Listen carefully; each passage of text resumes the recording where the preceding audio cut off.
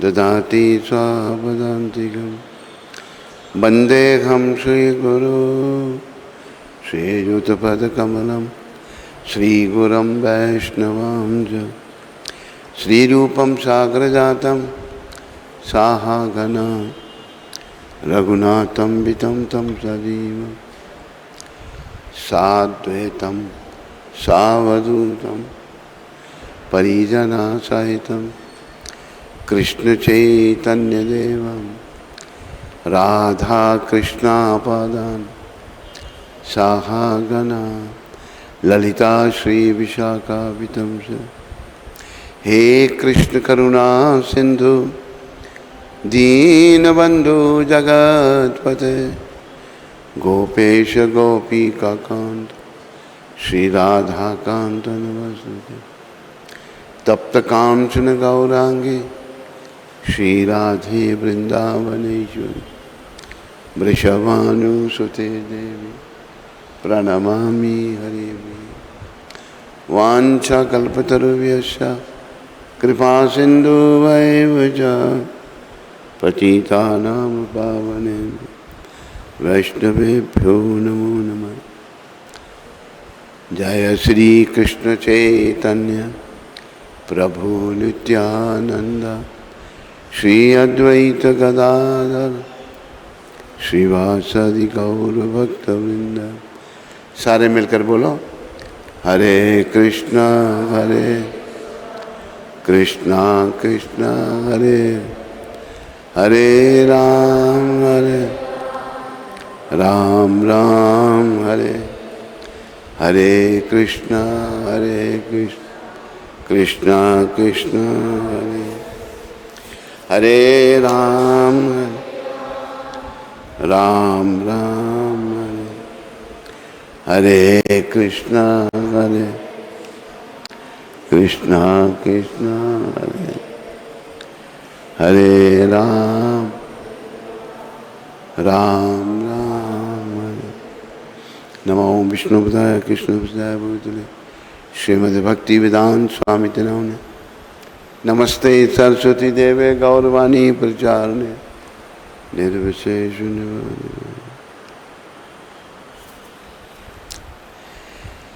हे गिरधर तेरी आरती गाऊं, हे गिर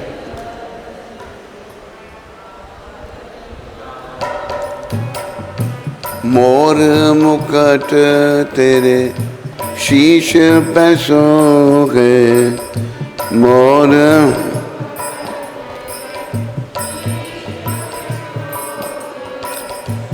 प्यारी बंसी मेरो मन मोगे,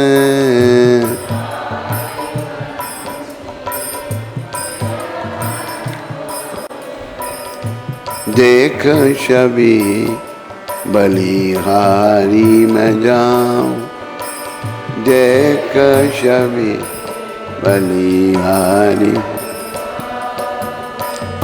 हे गिरधर तेरी आरती गाऊं,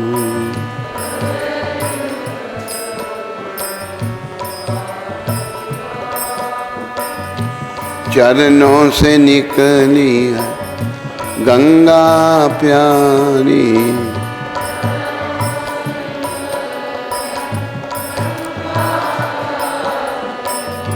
जिसने तारी दुनिया सारी,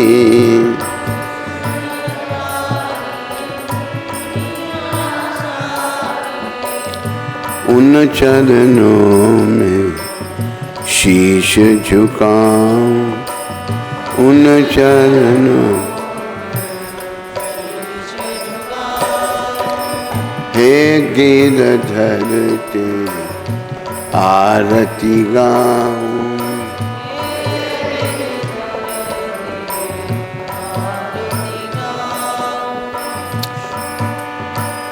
संग सुखे वृषभानु दुलारी, संग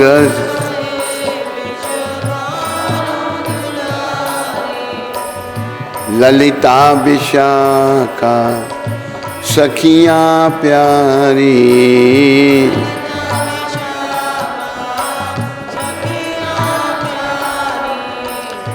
युगल छवि के दर्शन पाऊं, युगल छवि दर्शन। हे गिरधर तेरी आरती गाऊं,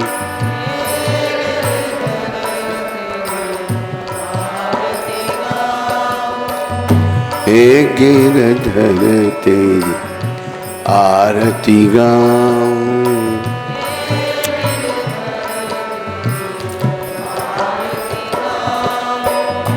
व्यासदास के नाथ आप हो, व्यास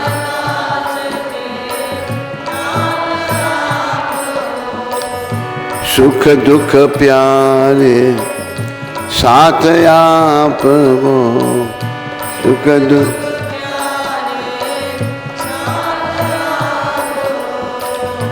वास सदा वृंदावन पाऊं, वास सदा। हे गिरधर तेरी आरती गाऊं,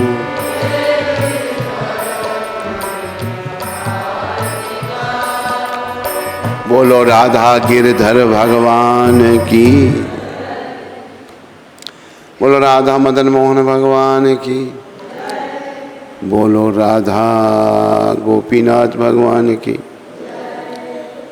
बोलो राधा गोविंद भगवान की, बोलो राधा रमन भगवान की, राधा दामोदर भगवान की, बोलो राधा गोकुलानंद भगवान की, बोलो राधा श्याम सुंदर भगवान की, गौर राधा कृष्ण भगवान की, सीताराम लक्ष्मण हनुमान की, नृसिंहदेव प्रहलाद महाराज की, गौर निताय पंचतत्व की, जगन्नाथ बलदेव सुभद्रा माता की।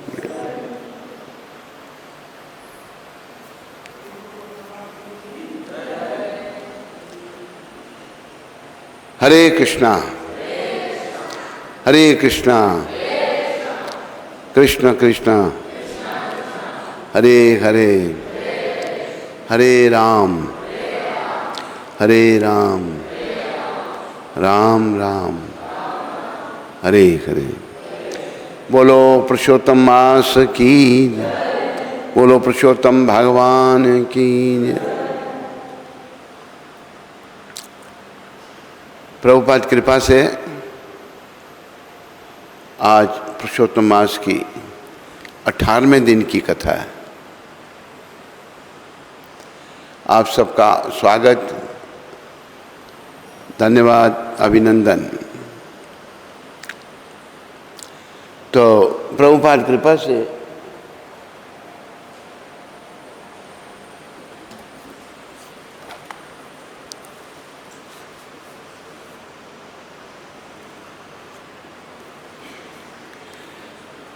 आज शबरी का जो चरित्र है उसकी कथा होगी। शबरी माता का आप सबने नाम सुना है। शबरी माता एक बहुत बड़ी भक्ता माता हुई है।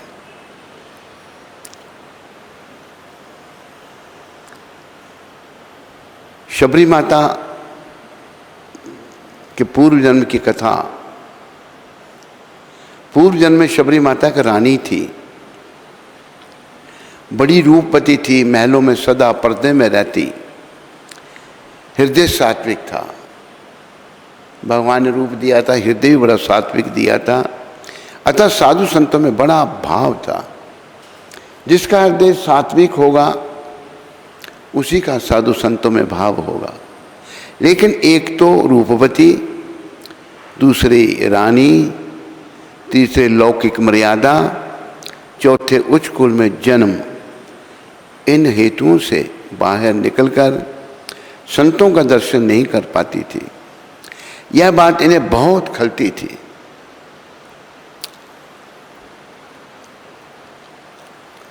तीर्थराज प्रयाग का कुंभ पर्व आया।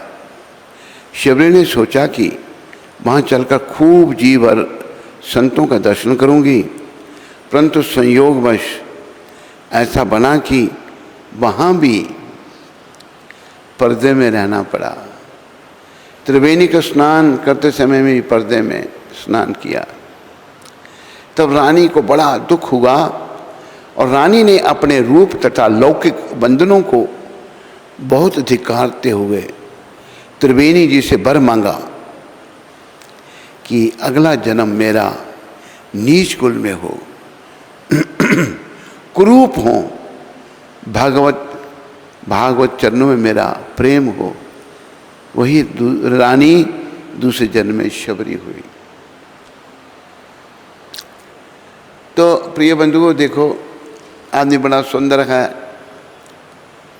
सब कुछ अगर भक्त नहीं है तो कुछ भी नहीं। शबरी माता के पास सब कुछ था, भाव भक्ति सब कुछ थी, लेकिन उसका जन्म एक राज परिवार में होने के कारण, सुंदर होने के कारण साधु संतों के वो दर्शन नहीं कर सकती थी। इसलिए शबरी माता ने त्रिवेणी से मांगा कि अगले जन्म में मेरा नीच कुल में जन्म हो, मैं कुरूप हूँ। त्रिवेणी माता ने, गंगा यमुना सरस्वती ने उनको आशीर्वाद दिया। शबरी माता भीलों की कन्या थी, जंगली लोगों की।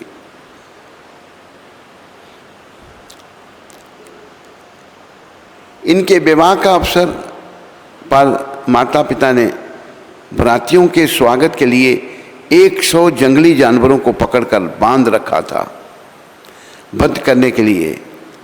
मेरे वन्य पशु कातर दृष्टि में शबरी की ओर देख रहे थे। पशुओं को बांध रखा, बेचारे जानते, पशुओं को ही पता लग जाता है कि हमें मार दिया जाएगा। भोली भाली मैं शब्र किशोरी शबरी ने माता से पूछा, माँ ये जानवर क्यों बांधे गए हैं?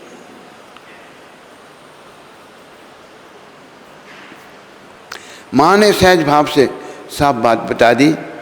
शबरी का सात्विक हृदय द्रवित हो उठा। शबरी ने आधी रात को सभी जानवरों का बंधन काट दिया, तो बंधन मुक्त पशुओं ने भी शबरी को हृदय से आशीर्वाद दिया कि तुमने हमारे बंधन काटे तो भगवान तुम्हारा भव बंधन काटेंगे। तुमने हमारी रक्षा करी तो भगवान तुम्हारी रक्षा करेंगे। तुमने हमारे ऊपर कृपा की है तो भगवान तुम्हारे ऊपर कृपा करेंगे। क्योंकि परोपकारी जीव भगवान को बड़ा प्रिय है। शबरी का पुण्य उदय हुआ, घर से वैराग्य हुआ। उसी रात को स्वयं भी भाग निकली, पशुओं को खोल दिया, खुद ही भागे घर से। भाग के वो किसी लड़के के साथ नहीं भागी, जंगलों में चली गई बेचारी, जहाँ साधु संत रहते हैं और तपस्या करते हैं, वन में चली गई। वह वन में निवास करती थी। सब लोग इन्हें शबरी कहते थे। इनके मन में साधु संतों की टहल करने की बड़ी इच्छा थी। साधु संतों की सेवा करने की सबके मन में इच्छा होनी चाहिए।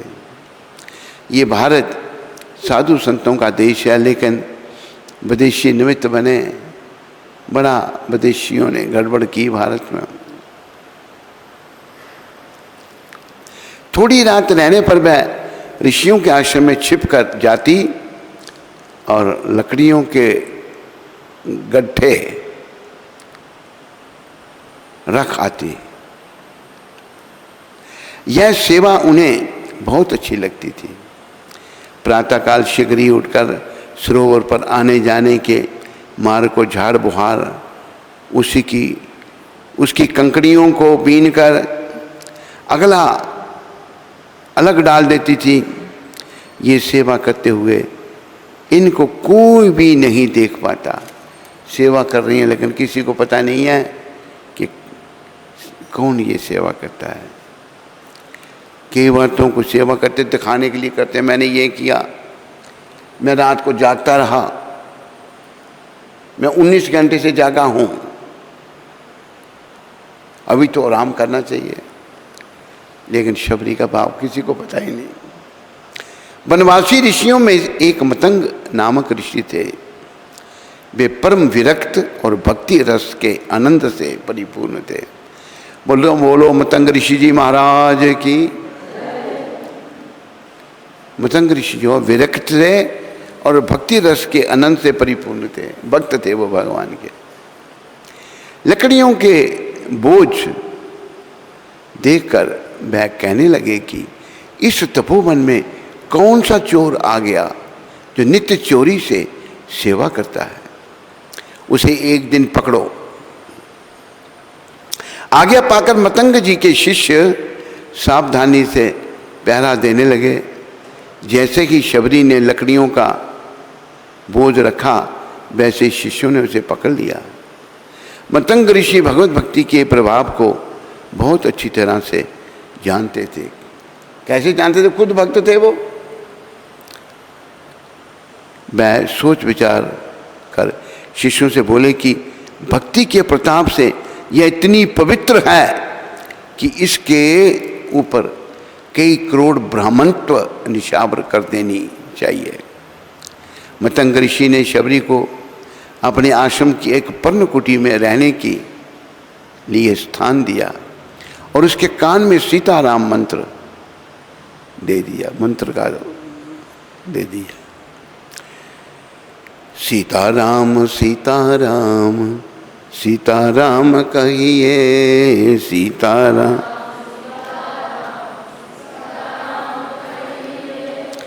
जाहि विधि राखे राम ताहि विधि रहिए। जाहि विधि राखे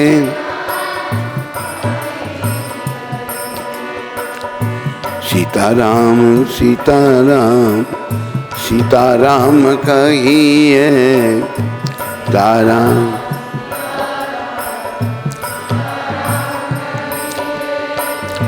जाहि विधि राखे राम ताहि विधि रहिए।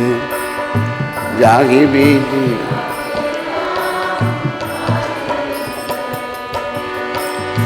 किया अभिमान तो फिर मान नहीं पाएगा। किया अभी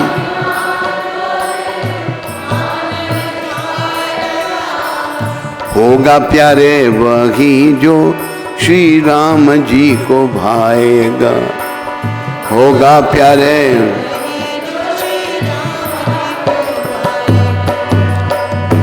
विधि का विधान जान हानि लाभ सही। विधि का विधान जान हानि लाभ। जाहि विधि राखे राम ताहि विधि रही। जाहि विधि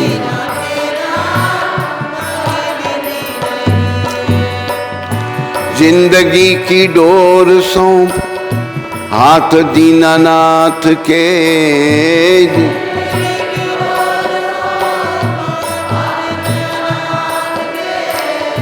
महलों में राखे चाहे झोंपड़ी में बास दे।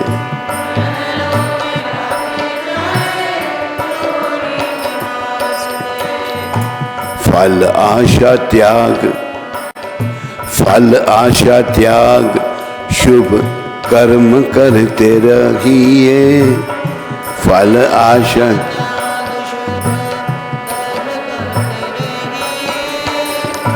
जाहि विधि राखे राम ताहि विधि रहिए।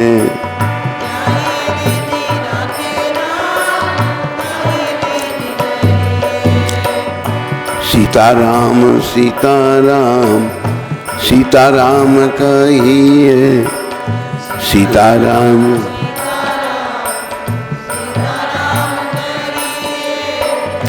जागी विधि राखे राम ताकि विधि रहिए।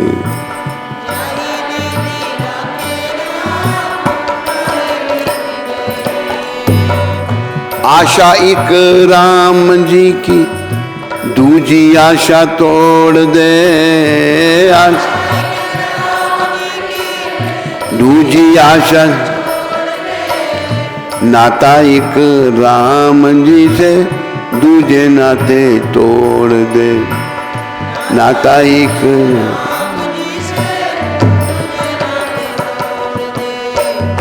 साधु संग राम रंग अंग संग रखिए।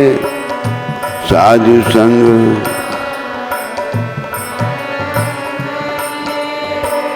जागी विधि राखे राम ताकि विधि रहिए।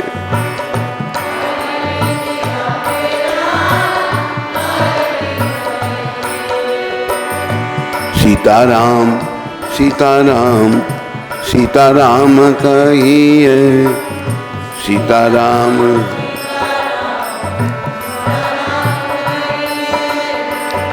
जागी विधि राखे राम ताकि विधि नहीं।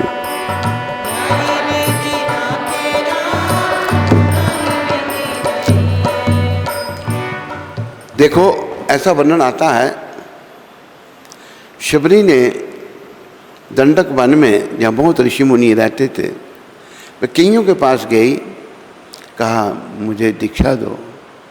कौन है तू? मैं शबरी हूँ, शबरों की बेटी। हम नीच लोगों को दीक्षा नहीं देते, लेकिन अगर हृदय शुद्ध है तो भगवान प्रबंध कर देते हैं। राम जी सबके हृदय में बैठे हैं। ईश्वर सर्वभूतानाम हृदय से अर्जुन तिष्ठति। ब्रह्मण्य सर्वभूतानि यंत्र रूढ़ानि माया। भगवान सब प्राणियों के हृदय निवास करते हैं। कोई दीक्षा नहीं दे रहा, बेचारी बोली वाली है, कैसे जंगल में टाइम पास करती होगी। चलो भाई मैं नहीं इस योग्य हूँ नाम जपने के, ये ऋषि मुनि तपस्या करते हैं, इनकी सेवा करती हूँ। लकड़ियों के बोझ बनाकर ऋषियों के आश्रम के आगे रख देना, रास्ता साफ सुथरा कर देना। अंधेरे अंधेरे में ही ऋषि मुनि वहाँ से आते जाते थे। तो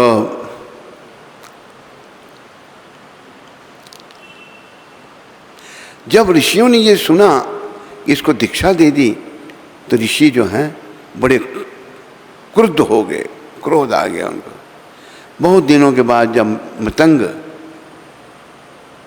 की तपस्या पूर्ण हो गई, तो उन्होंने शबरी से कहा कि मैं प्रभु की आज्ञा से उनके धाम को जा रहा हूं, तुम इसी आश्रम में रहकर भजन करो, यहीं श्री राम जी का दर्शन प्राप्त करोगे। अभी देखो ये प्रश्न शबरी जी ने पूछा भी था, प्रभु एक तो मैं जात की ऐसी कुछ जानती नहीं,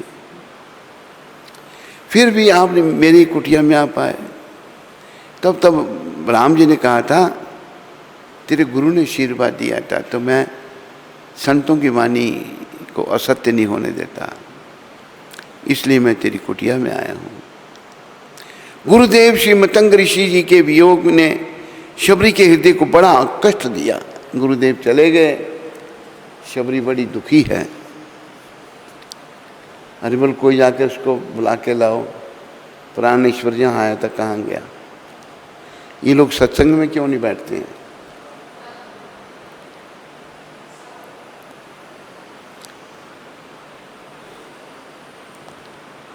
तो श्री राम जी के दर्शनों की आशा लगी रही। शबरी बड़ी दुखी हुई। गुरु जी चले गए धाम में, लेकिन इस आशा से उसने अपना शरीर बना के रखा। गुरु जी ने कहा है राम जी के दर्शन होंगे। शरीर को बना के रखा, इसलिए जीवित रही। मुनियों के स्नान मार्ग को थोड़ी रात रह झाड़ बुहार आती थी। एक दिन विलंब हो गया, स्नान के लिए ऋषि आने जाने लगे। उन्हें देखकर शबरी को अत्यंत कष्ट हुआ। मार्ग सकरा था, कोई ऋषि शबरी से किंचित छू गया, तब वे अनेक प्रकार से शबरी जी को डांटने फटकारने लगे। शबरी जी भागकर कुटी में चली गई। छू गया तो कैसे अपवित्र हो गए हम। एक क्रोधी ब्राह्मण का एक दृष्टांत है। एक बार ब्राह्मण स्नान करने आ रहा थे, मार्ग में एक भंगिन की छाया उनके ऊपर आ पड़ी। ब्राह्मण उस भंगनी पर बहुत नाराज हुआ। बेचारी भंगनी ने अनेक प्रकार से अनुनय विनय किया कि महाराज मुझसे चूक हो गई, आप पुनः स्नान कर लीजिए। यदि आपके वस्त्र लोटा आदि काम के ना रह गए हों तो इन्हें दूर कर दीजिए, मैं दाम देती हूँ, आप इन्हें खरीद लीजिए आदि आदि। परंतु वह ज्यों ज्यों विनय करती त्यों त्यों ब्राह्मण जी का पारा चढ़ता जाता, क्रोध उनका बढ़ता जाता। पारा चढ़ना मतलब क्रोध आना। भंगिन ने देखा कि यह शांत होने के बजाय और भी क्रुद्ध होते जा रहे हैं।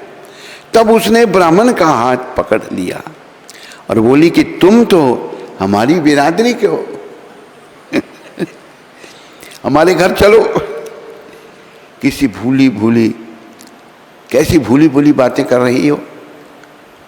ब्राह्मण और भी झुरलाया और वहाँ एकत्रित लोगों से कहने लगा कि देखो, एक तो उसने हमको अपवित्र कर दिया, उस पर भी हाथ पकड़ लिया और अपनी बिरादरी का कहती है। तब लोगों ने भंगिन को समझाने का प्रयास किया कि ये तेरे पति कैसे हैं, हम लोग इन्हें जानते हैं, ये तो ब्राह्मण हैं। भंगिन बोली, नहीं, ये मेरे पति हैं, तुम लोग जिनको जानते हो वह ये नहीं है। ऐसे ही झगड़ते झगड़ते दोनों राजा के पास गए।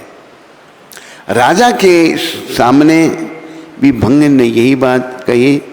तब राजा ने विचार किया कि है तो ये ब्राह्मण, परंतु ये जो ऐसा कह रही है उसका कुछ कारण अवश्य होगा।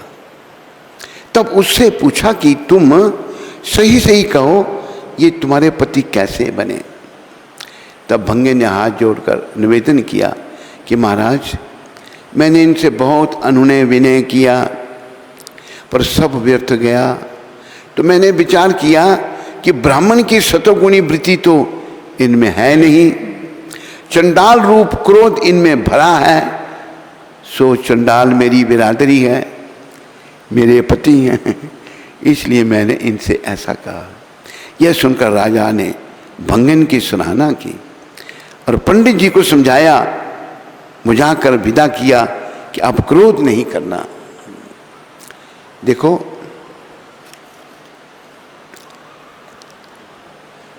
प्रभुपाद जी कहते हैं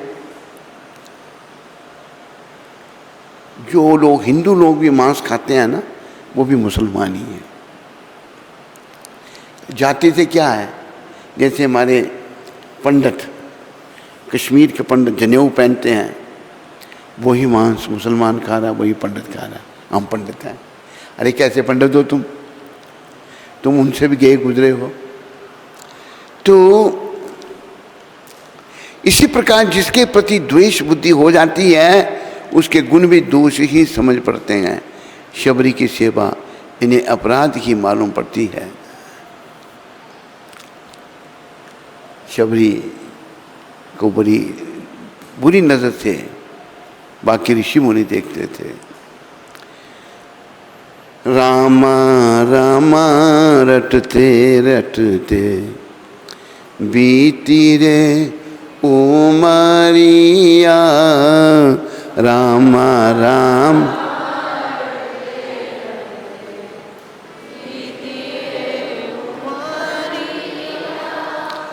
राम राम रटते रटते बीती रे उमरिया। राम राम रट।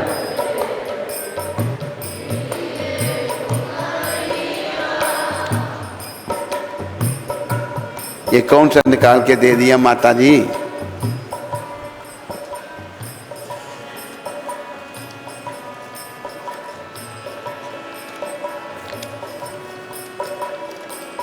राम राम रटते रटते बीती रे उमरिया। राम। ठीक तरह गाओ सारे।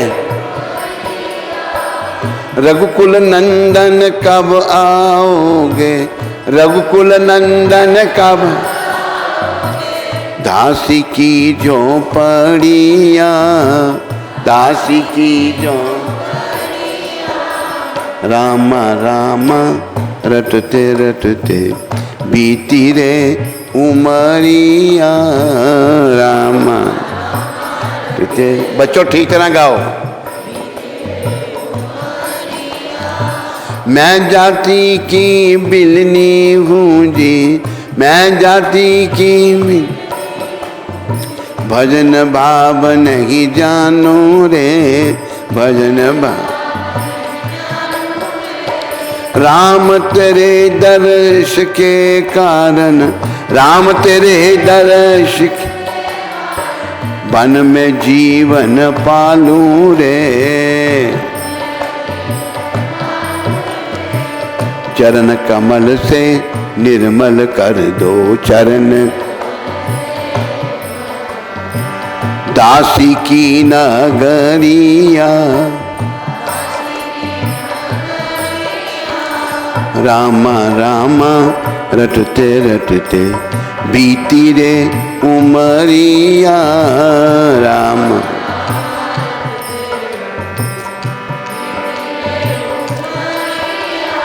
रोज सवेरे वन में जाकर, रोज चुन चुन के फल लाती हूँ, चुन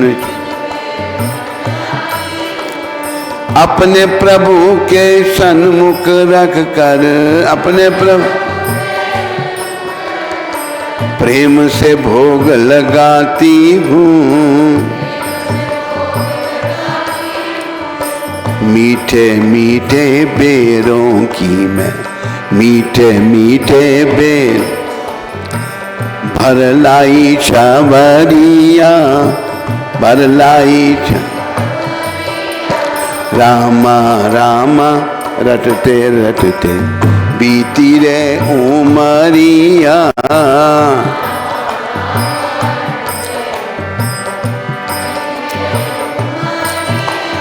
श्याम सलोनी मूरत तेरी जाम,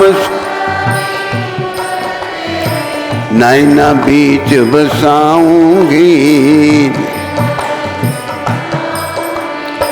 बहुत दिनों की आश लगी, बहुत दिन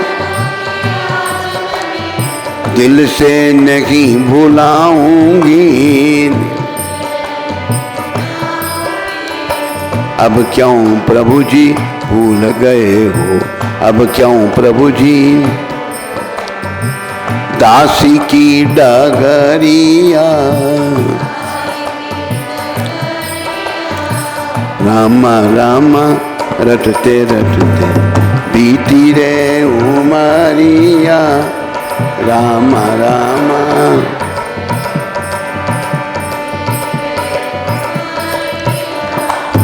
नाथ तेरे दर्शन की प्यासी, नाथ अबला मैं एक नारी हूँ, अबला दर्श बिना दो नैना तड़पे, दर्शन बिना दो नैना तड़पे। सुन लो बहुत दुखे आरी हूँ, सुन लो बहुत दुखे, सुन लो बहुत दुखे आरी हूँ। प्रभु जी मुझको दर्शन दे दो, प्रभु जी मुझको डालो मेहर की नजरिया, डालो मेहर की न रामा रामा रटते रटते बीती रे उमरिया।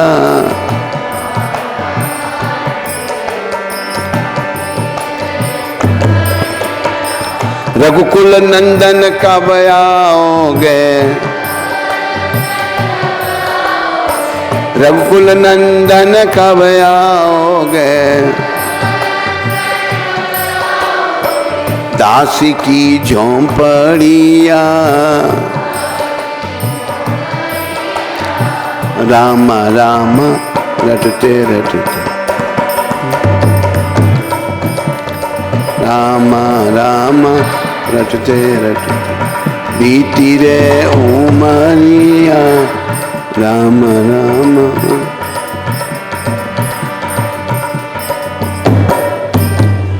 बोलो सीताराम भगवान की।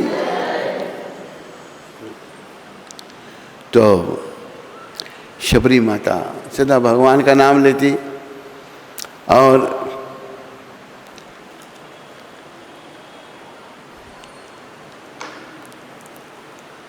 शबरी जो है सेवा भाव में इस आशा से लगी रहती एक दिन राम जी दर्शन देंगे।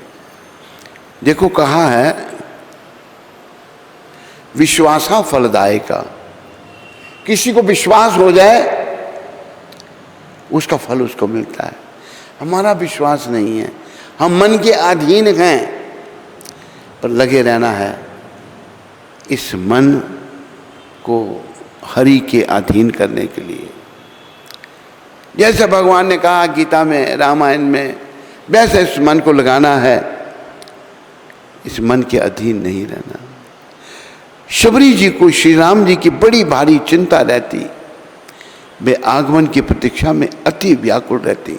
हर समय ध्यान राम जी में, राम जी आएंगे कब आएंगे, राम जी आएंगे कब आएंगे। राम जी के चरणों में ध्यान लग रहा है, ऐसा ही हमारा भी ध्यान लग जाना चाहिए प्रभु के चरणों में। वन से बेर बिन बिन कर लाती, चख कर देखती, जिस वृक्ष के जो फल मीठे होते उन्हें श्री राम के योग्य समझकर उनके लिए रखती थी। उत्कंठावश अपने प्रभु के आगमन के मार्ग में जाकर उसे स्वच्छ एवं कोमल बनाती, रास्ते को साफ करती, भगवान आएंगे यहाँ से। और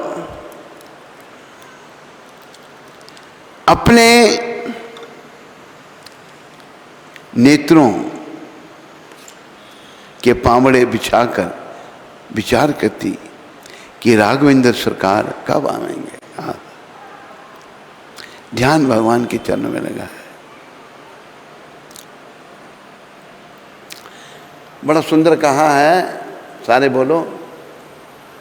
राम नाम जपते रहो,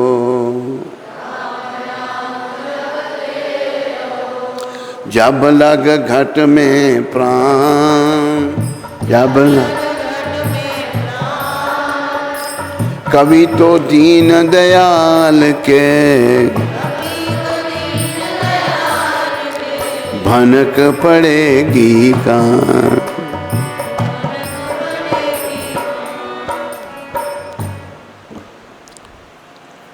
जब मेरे नेत्र उनके दर्शन रूपी अमृत का आस्वादन करेंगे, इसी प्रकार प्रभु के आगमन की बाट देखते देखते जब बहुत दिन बीत गए, तब एक दिन अचानक ही श्री राम जी आ गए। बोलो रामचंद्र भगवान की। राम जी आ गए। उनके शुभागमन से सभी शोक मिट गए भगवान के आने से। परंतु जैसे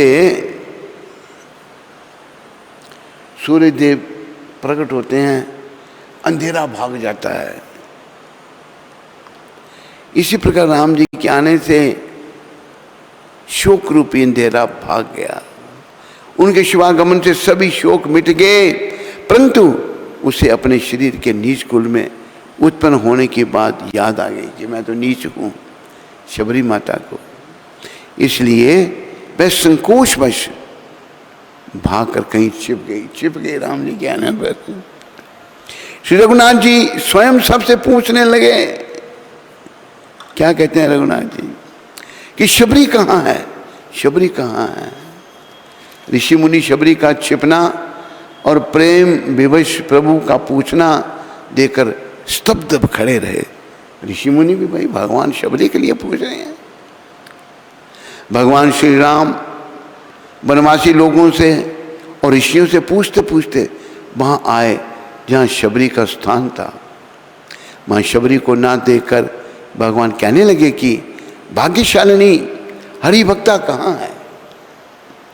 बोलो रामचंद्र भगवान की। देखो राम भगवान जिसको ढूंढ रहे हैं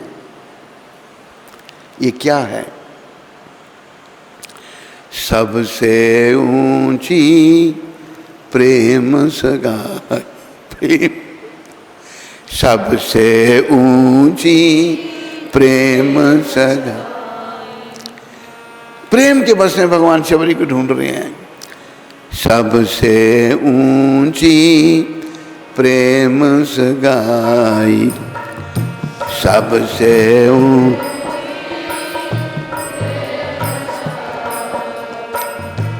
दुर्योधन के मेवा त्यागे, दुर्योधन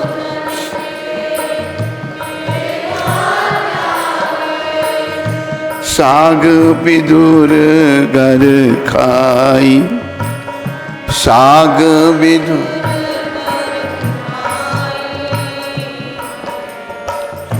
सबसे ऊंची प्रेम सगाई, सबसे ऊंची।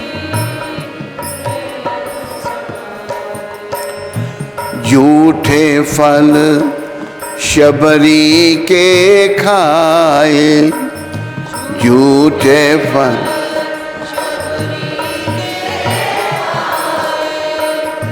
बहुविधि स्वाद बताई, बहुविधि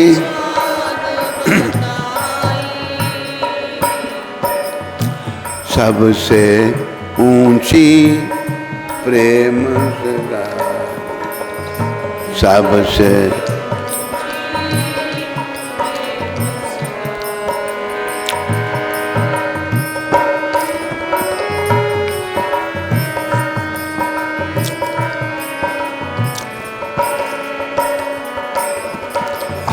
प्रेम के बस नृप सेवा कीनी, प्रेम के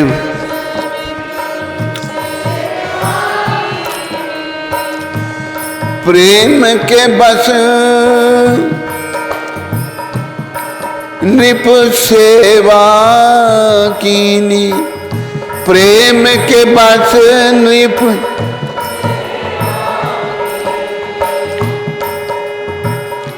आप बने हरि नाम, आप बने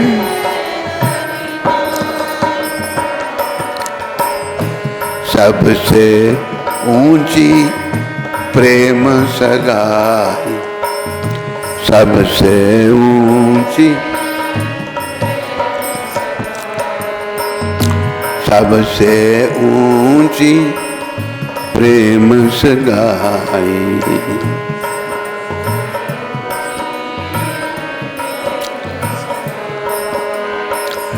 राजसूयज्ञ युधिष्ठिर कीनो, राजसूय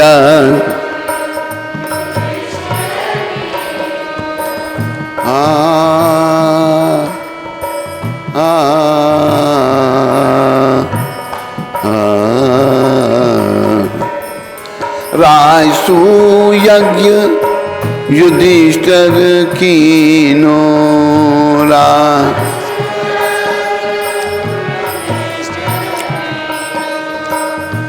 तामे झूठ उठाई, तामे झूठ उठाई,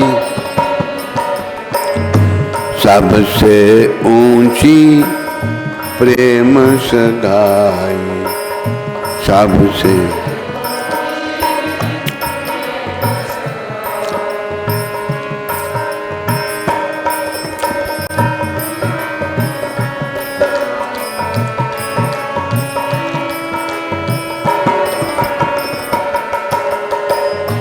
प्रेम के बस पारत रत हाँ क्यों, प्रेम के बस पारत रत हाँ क्यों, भूली गए ठकुराई, भूली गए ठकुरा, सबसे ऊंची प्रेम सगाई, सबसे ऊंची।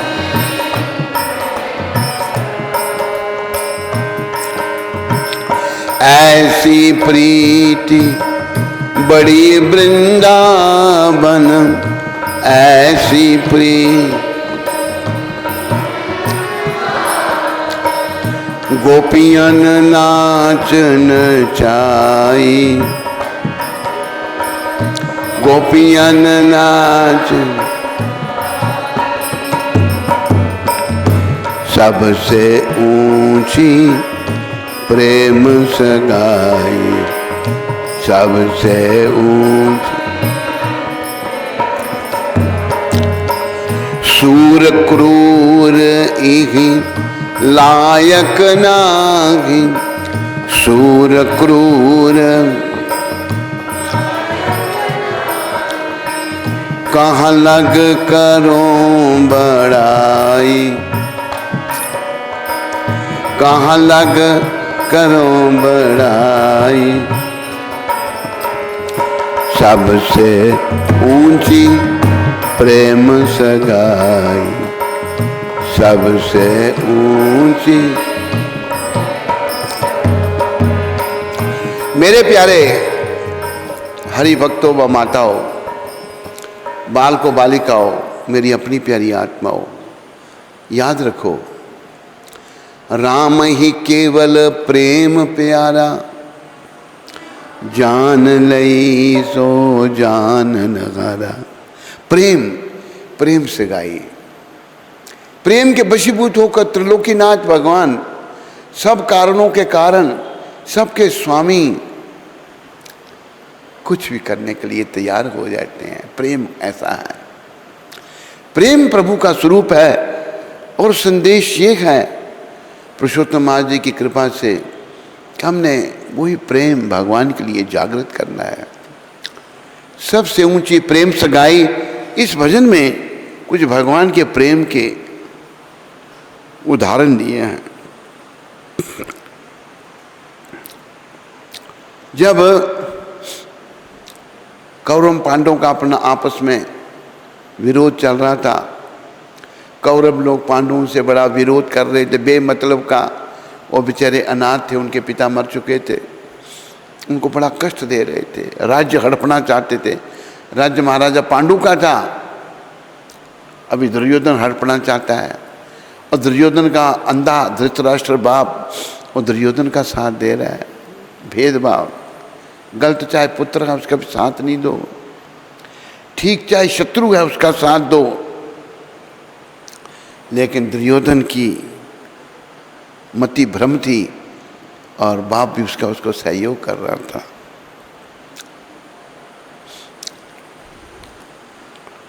तो क्या हुआ, भगवान अपने भक्तों के दूत बन गए, पांडवों के दूत बन के दुर्योधन के पास गए। कहा दुर्योधन भाई ये राज्य तो पांडवों का है, उनके पिता राज्य थे। ये कहा तो नहीं भगवान ने, पर भगवान जानते थे कि दुर्योधन राज के योग्य नहीं है। वो लंपट था, योनी लंपट था, बदमाश था। बदमाश थोड़े राज कर सकते हैं। राजा को तो प्रजा का पालन अपनी संतान की तरह करना होता है। राज तो पांडवों का है, पर तुम करना चाहते हो, करो, तुम ही राज्य करो। तेरे भाई लड़ना नहीं चाहते। लड़ने से योद्धा मारे जाएंगे, खून खराबा होगा, स्त्रियां विधवा हो जाएंगी। जब जवान स्त्री विधवा हो जाती है तो फिर वर्ण शंकरों को जन्म देती है, वो अवैध संतान उत्पन्न होती है। लुप्त पिंडोदक क्रिया, पिंड वगैरह देना, वो जो वर्ण शंकर बंद कर देते हैं और पितृ नरकों में चले जाते हैं। तुम राज्य करना चाहते हो, तुम ही करो, पर तेरे भाई वो भी क्षत्रिय हैं, तुम ऐसा करो 5 भाइयों को 5 गांव दे दो, ताकि 5 गांव पर 5 भाई राज्य करके अपनी जीविका चला लें। कितना अच्छा सुझाव परमपिता ने दिया, लेकिन दुर्योधन क्या कहता है, 5 गांव, मैं तो सुई की नोक के बराबर उनको जगह नहीं दूंगा।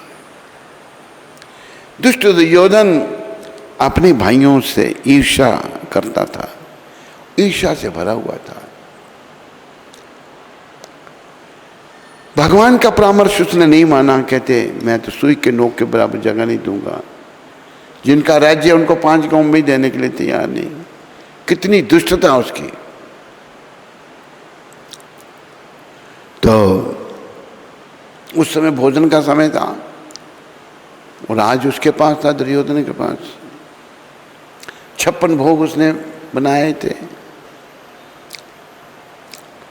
एक हमारे प्रेमी हैं कलकत्ता में,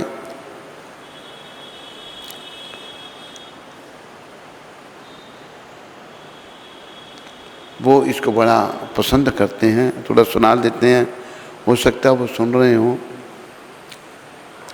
श्याम रसिया मेरे मन बसिया, आवो आवो के भोग लगाओ रसिया।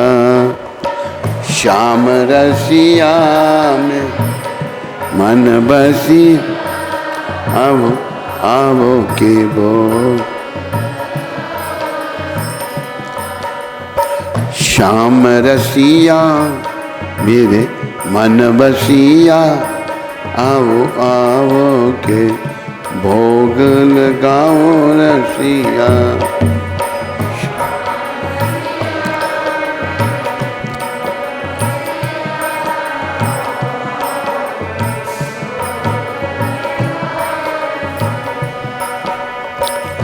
दुर्योधन के मेवा त्यागे दरी,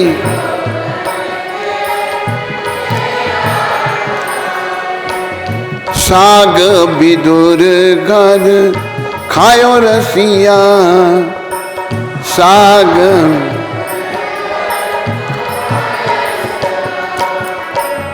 श्याम रसिया मेरे मन बसिया, आओ आओ की भोग लगाओ रसिया।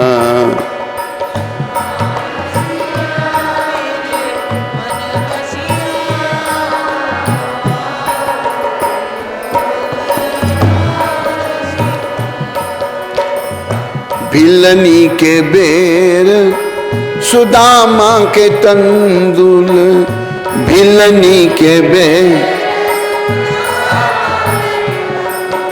सुदामा के तंदुल, भिलनी के बेर सुदामा के तंदुल, भिलनी के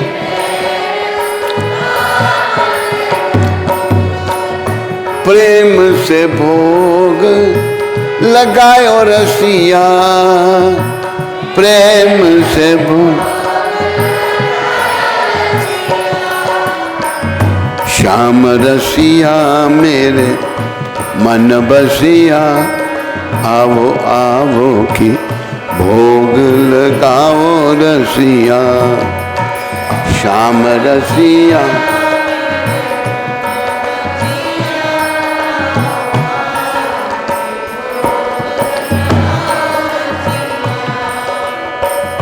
प्रेम से भोग लगाओ रसिया।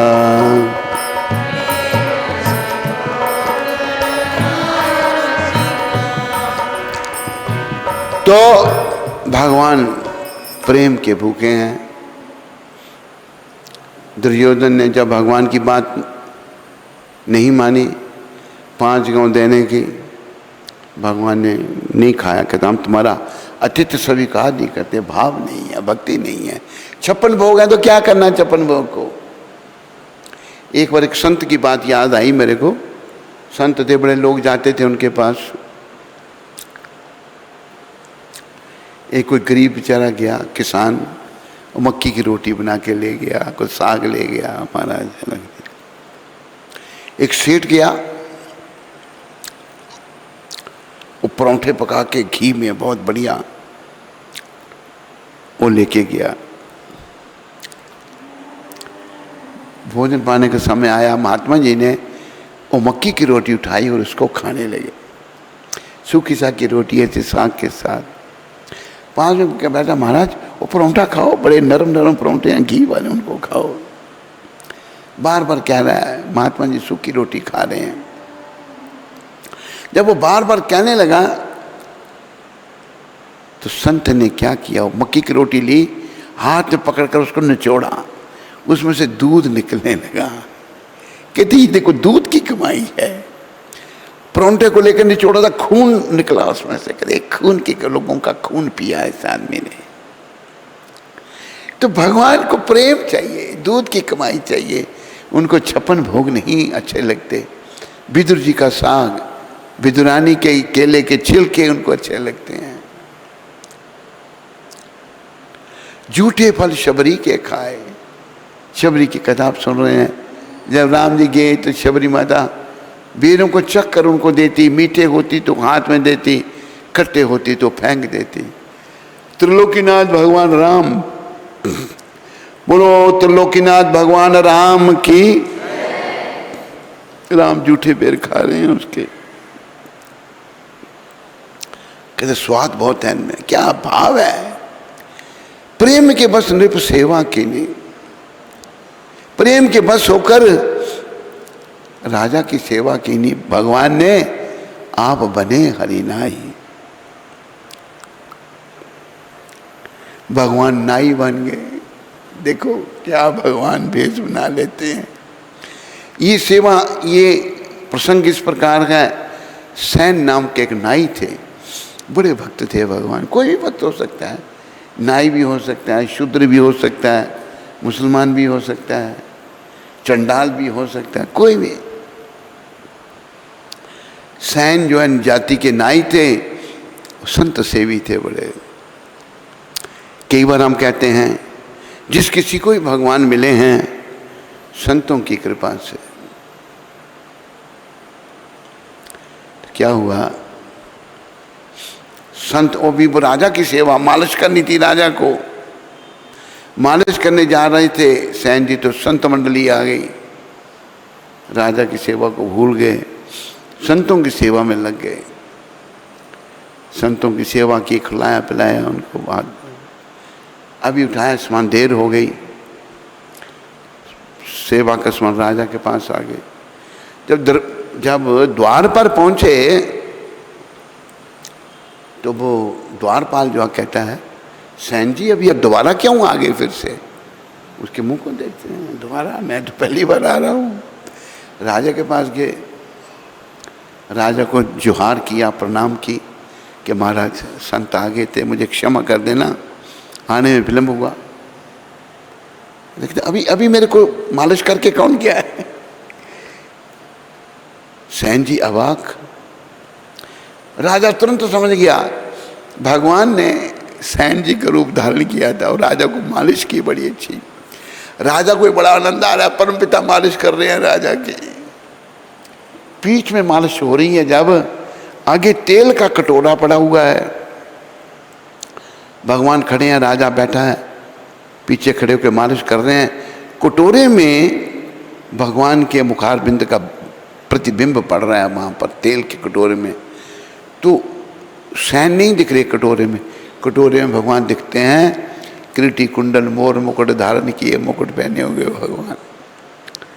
राजा पीछे देखता है, सैन उधर भगवान। राजा झट समझ गया, राजा सैन जी के चरणों में गिर गया। सैन जी आप धन्य हो, आज से आप मेरे गुरु, में आपका शिष्य। भगवान ने आकर आपकी जगह मेरी सेवा की। कितने महान हैं जिनका रूप भगवान ने धारण किया। भगवान सोचने लगे सैन जी नहीं जाएंगे, राजा नौकरी से निकाल सकता है, फिर उन बेचारे की सेवा पूजा कैसे चलेगी, संत सेवा कैसे होगी। इसी चिंता से भगवान नाई बन गए। भगवान जो है ना, कहा है प्रबल प्रेम के पाले पड़ कर हरि का नियम बदलते देखा। प्रबल प्रेम के पाले पड़ कर हरि का नियम बदलते।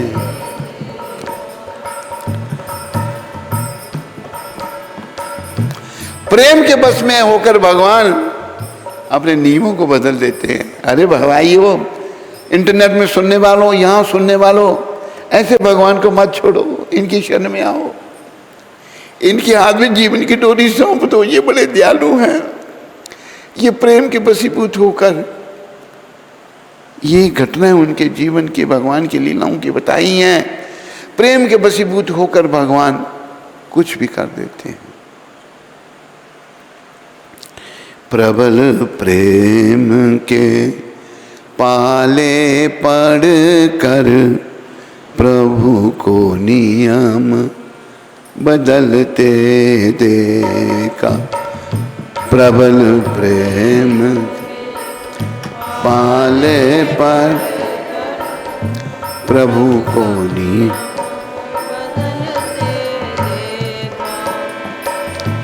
अपना मान टले टल जाए, भक्त का मान ना टलते देखा। अपना मान टले टल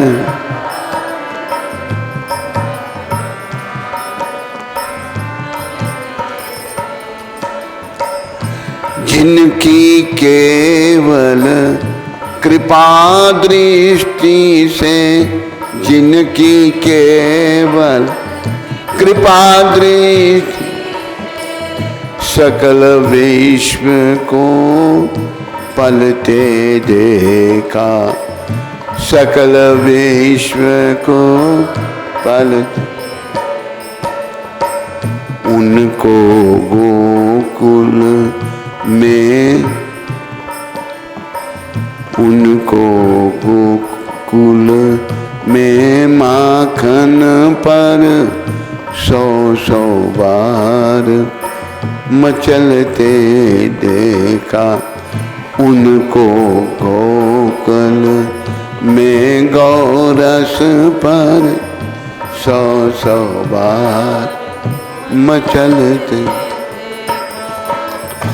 जिनके चरण कमल कमला के, जिनके चरण कम करतल से ना निकलते देखा। करतल से ना निकलते उनको ब्रिज की कुंज गलीन में, उनको ब्रिज की कुंज गलीन में कंटक पथ पर चलते देखा। कंटक पथ पर जिनका ध्यान विरंची शंभु, जिनका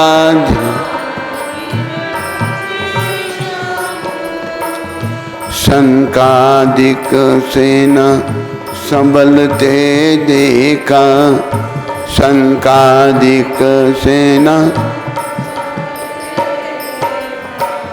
उनको ग्वाल बाल मंडल में, उनको ग्वाल सखा मंडल में लेकर गेंद उछलते देखा, उनको ग्वाल सखा मंडल में लेकर गेंद।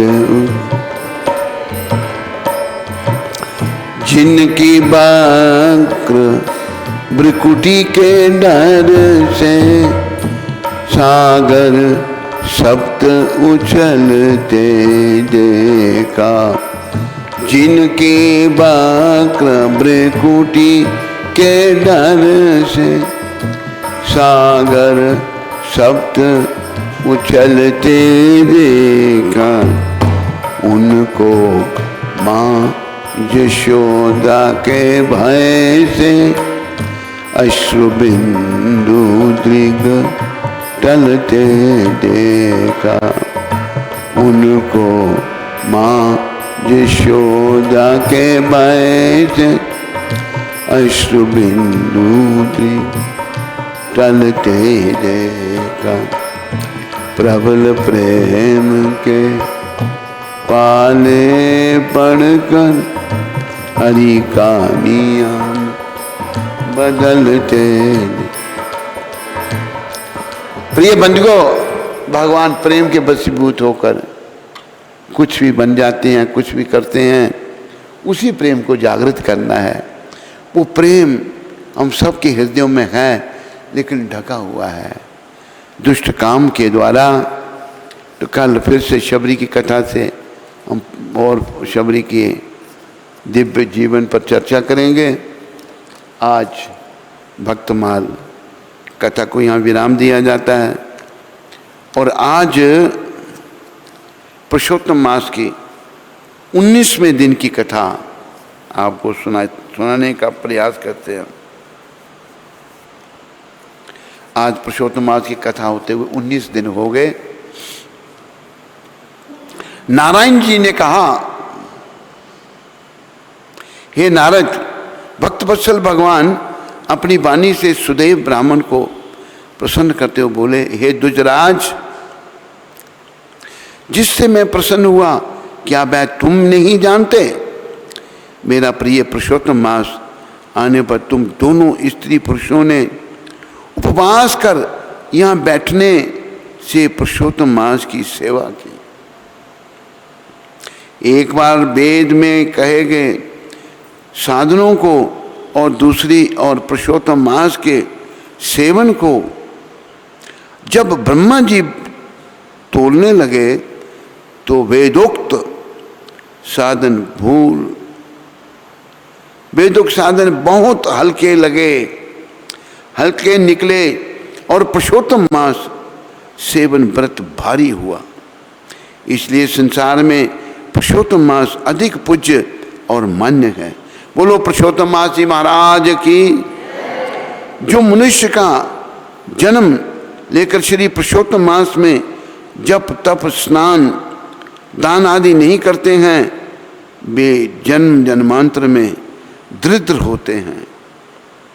अतः सब प्रकार से यत्न करके मेरे प्रिय पुरुषोत्तम मास का सेवन करना चाहिए। भगवान कह रहे हैं, जो पुरुषोत्तम मास की सेवा करेगा वह भाग्यवान धन्य होकर मुझको प्राप्त होगा। भगवान कहते हैं मुझे प्राप्त होगा, धाम में जाएगा जो पुरुषोत्तम मास की सेवा करेगा। श्री नारायण बोले, इस प्रकार हे मुने, जगदीश्वर श्री कृष्ण भगवान ऐसा कहकर तत्काल गरुड़ पर चढ़कर अत्यंत पवित्र वैकुंठ लोक को चले गए। स्त्री सहित सुदेव ब्राह्मण मृत प्राया होकर फिर जीवित हो गए और सुखदेव को देखकर रात दिन अत्यंत हर्षित होते रहे और कहने लगे कि यह अत्यंत आश्चर्य की बात है कि ऐसा मांस कहीं भी ना देखा ना सुना। इस प्रकार आश्चर्य युक्त होकर वैसुदेव ब्राह्मण अत्यंत सदा युक्त होकर पुरुषोत्तम मांस का सेवन करने लगा। ऋषि वाल्मीकि कहते हैं कि वहीं तुम राजा दृढ़दंडा विख्यात हुए। हे राजन, पुरुषोत्तम मांस के सेवन से संपूर्ण ऋषियों के भोगने वाले हुए। हे राजन, जो तुमने मुझसे पूछा था सो मैंने सब तुमको बतलाया, और पूर्व जन्म में जो सुखदेव तुम्हारा पुत्र था वह तोता था। हरि ने उसको जलाया और सुखदेव नाम से विख्यात हुआ। वह सुखदेव 12 वर्ष तक आयु भोगकर वैकुंठ को गया। वही सुखदेव वन के सरोवर में बड़ के वृक्ष पर वैकुंठ वृक्ष पर बैठकर संसार सागर में डूबे हुए विषय रूपी सर्प से तुम जो अपने पूर्व जन्म के पिता को देखकर कृपा से युक्त हो चिंतन करने वाला लगा कि यदि मैं इस राजा को बोध नहीं कराऊंगा तो मेरा भी अपराध हो जाएगा।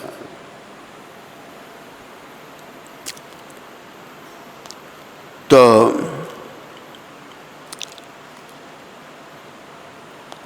अगर मैं ये बोध नहीं कराऊंगा राजा को तो मेरा भी अपराध हो जाएगा। इसी प्रकार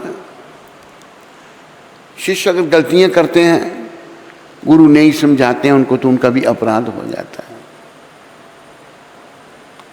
समझाने पर अगर शिष्य नहीं सुनते फिर उन्हीं का अपराध है, गुरु का नहीं। इसलिए शिष्यों को ये बड़ा कठिन है। शिष्य लोग वृद्धावस्था में हैं, बात सुनते नहीं, मन मर्जी करते हैं, गुरु को बड़ा सहन करना पड़ता है, उनको समझाना पड़ता है। बोध नहीं कराऊंगा तो मेरा भी अपराध हो जाएगा। इस प्रकार मेरा इन श्रुति के वचनों को मानना वृथा हो जाएगा। इसलिए मुझको अपने पूर्व जन्म के पिता का उपकार अवश्य करना चाहिए। ऐसा सोचकर ही उस तोते ने तुमको ज्ञान दिया। बोलो मोर मुकुट बंसी वाले की, बोलो पुरुषोत्तम मास की, बोलो पुरुषोत्तम भगवान की।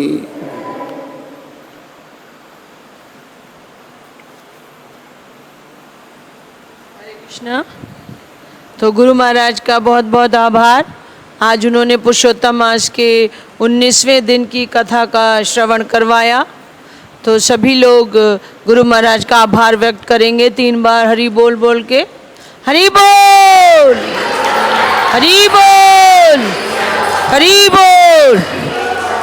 बोलिए सद्गुरुदेव महाराज की जय। तो आज पुरुषोत्तम मास के 19वें दिन की कथा के उपलक्ष्य में जो प्रसादम का आयोजन किया गया है वो जम्मू से अजामिल प्रभु और अंशुमती माता जी और दुबई से सुनील शर्मा और प्रेरणा शर्मा जी की तरफ से किया गया है। तो इन सभी का और इनके परिवार का श्रील प्रभुपाद आश्रम उधमपुर के सभी भक्तों की ओर से बहुत बहुत धन्यवाद। हरि बोल। तो आज जो लड्डू का प्रसाद वितरण है वो ये शुभम के माता पिता की तरफ से है। तो इनका और इनके परिवार का श्रील प्रभुपाद आश्रम उधमपुर के सभी भक्तों की ओर से बहुत बहुत धन्यवाद। हरि बोल।